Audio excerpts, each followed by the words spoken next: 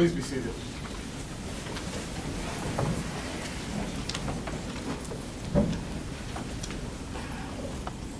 And good afternoon.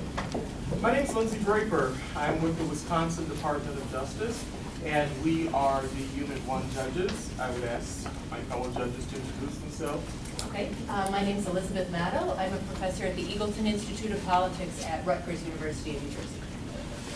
My name is Miriam Memar Sadeghi. I'm a co-director and co-founder of an organization that does e-learning for civic education for Iran. And could you introduce yourselves and your teacher, please? We are Unit 1 from Reno High School in Reno, Nevada. I am Alexis Fisher, and I will be attending the University of Nevada, Reno in the fall. I'm Tyler Ward. I will also be attending University of Nevada. I'm Elise McMurtry. I will also be attending the University of Nevada. I would like to also introduce our teammate Daniela Tapia, who unfortunately could not be with us today because she's attending an important meeting at the Argentinian consulate in LA.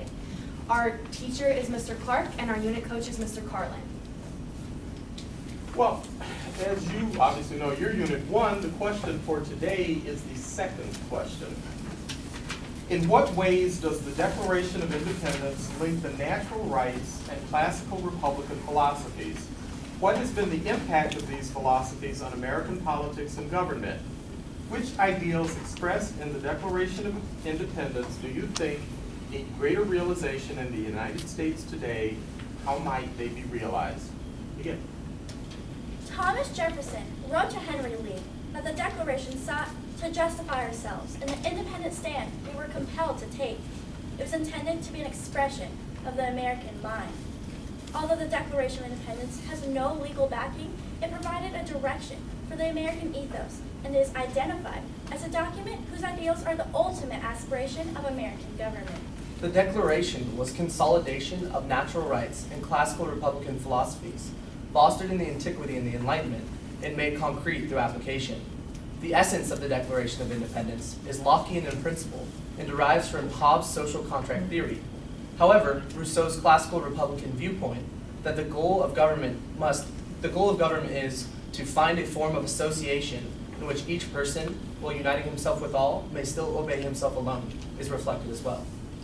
While Plato describes the pursuit of happiness through the classical republican perspective of the exploitation of individuals' talents to benefit their society, Swiss political theorist Jean-Jacques Burle-Marx maintained that the observance of natural laws forms the happiness of man and society.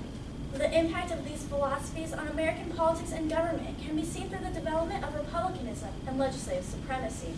The call for laws for the accommodation of large districts of people in the Declaration culminated in the application of delegate and trustee theories of representation. Delegate theory reflects natural rights in that constituents elect their own representatives.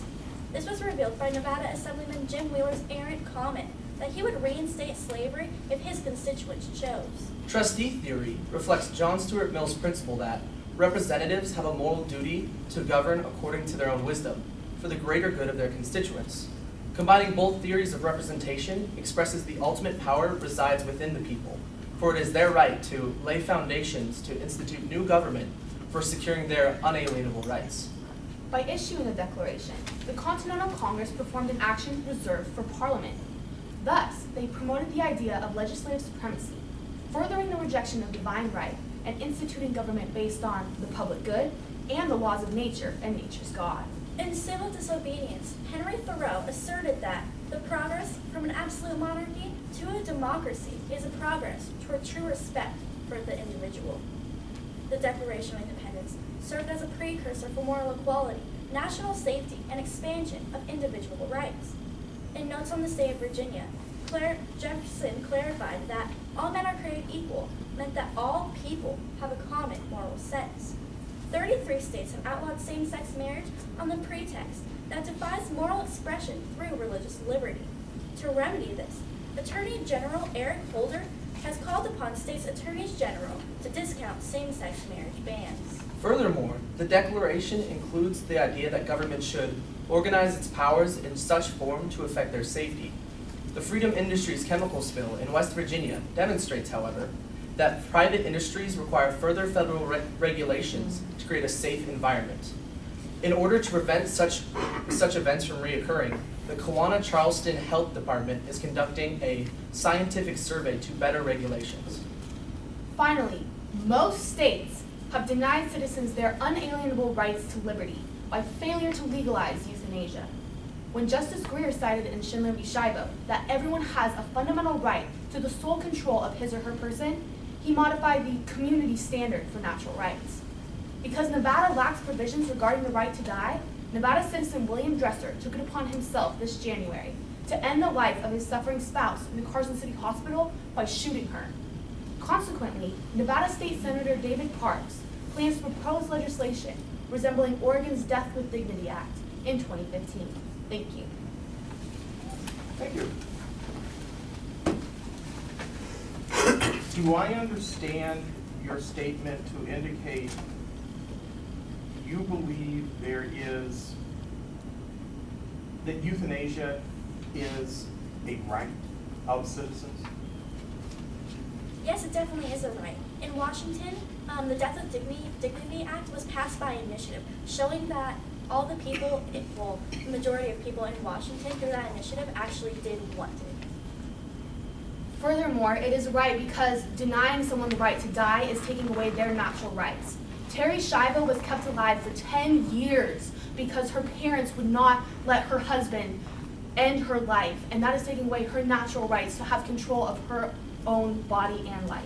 Switzerland is actually the first country to allow both adults and children to be euthanized for extreme circumstances because they don't believe the suffering of children is necessary. And if someone has a terminal illness or is battling a disease that they will not be able to win, they should have the right to end their lives.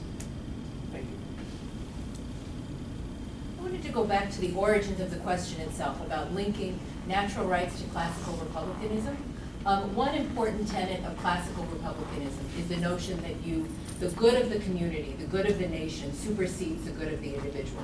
I'm wondering, when you read the Declaration of Independence, I hear a lot about the individual's rights. So I'm wondering, would you argue when you're looking at the Declaration of Independence, is it an assertion of the goods of the state over the individual, or is it an assertion of the rights of the individual? There are definitely assertions for the rights of the state in the Declaration of Independence. For example, the first usurpation says that King George III had failed to create laws for the public good, which implies the common good in classical republicanism.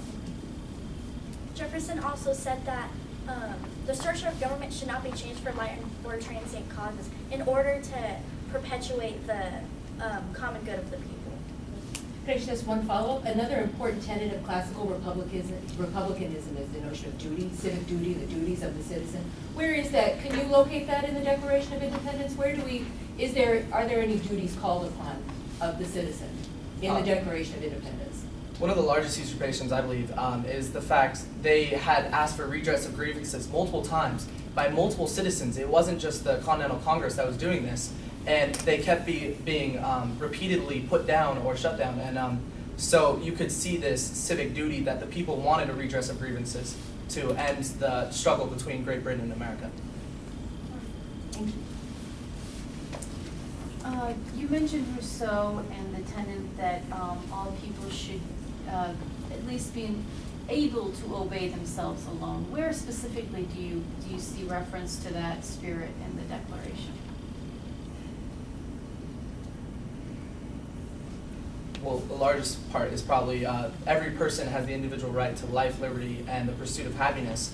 Property was considered something that was very abundant in the United States, so Jefferson switched it to the pursuit of happiness, which could be seen as this individual goal to be able to obtain it, and for every citizen to have the moral assertion to pursue happiness. Furthermore, in the end of the Declaration, Jefferson says that the signers of the Declaration are pledging their lives, their fortunes, and their sacred honor. And that is indicative of the individual being able to obey themselves alone because they recognize that they were committing an act of tyranny, and if they were caught, they would be killed. Furthermore, Jefferson says in the Declaration that people have an inherent right to inherent rights, like laws of nature and everything. And those are the individual's inherent rights that cannot be taken away by a government. Did the Declaration of Independence essentially set forth the justification for the Southern secession from the United States?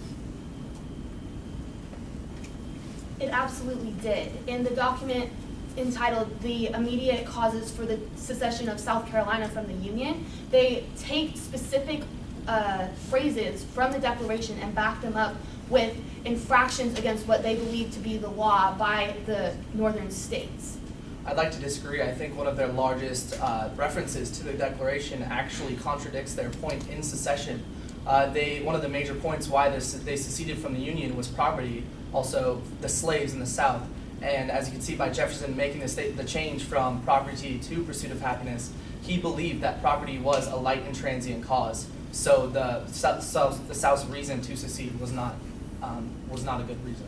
The Declaration says that the people have the right to alter or abolish a government that is no longer serving their interests. Lysander Spooner, who is an abolitionist, he did not agree with the South and their economic policy of having slaves, but he said that they do have the right to secede because the government was no longer serving their interests. Thank you. Can I ask one more? Okay. I just wanted to ask a question about consent of the governed. As you know, that's a key tenet in the Declaration of Independence. I'm wondering how well, when you look at voter turnout rates in the United States compared to comparable democracies the United States lags behind, would you argue that we as a nation are providing the consent of the governed that needs to be provided in order to have a legitimate government? We are not. In Afghanistan's recent election, there was a 58% voter turnout, which is equivalent to the 2012 voter turnout for the presidential election. However, David Obadiah of the DailyBeast.com said, with such low voter turnout, how can we say with a straight face that we are still a democracy? Thank you.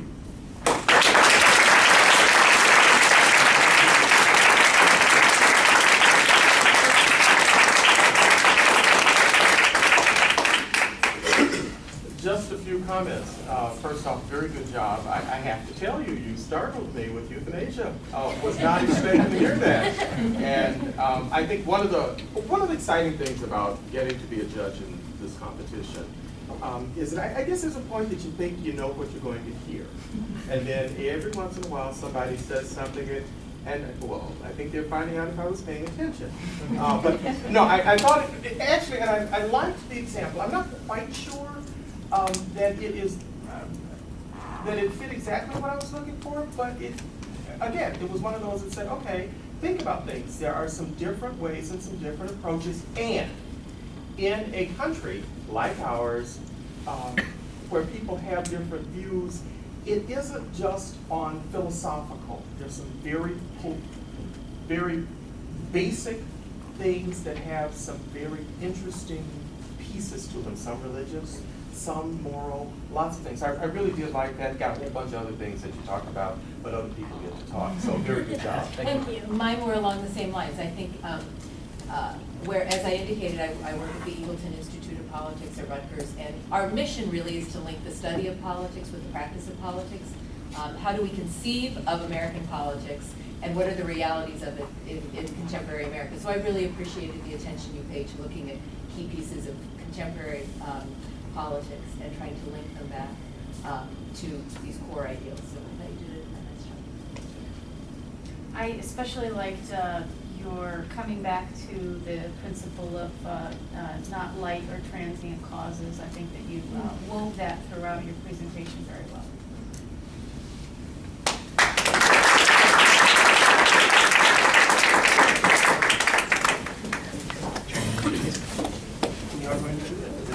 Oh, good. Congratulations. You did a nice job. Travel safe. Thank you so much.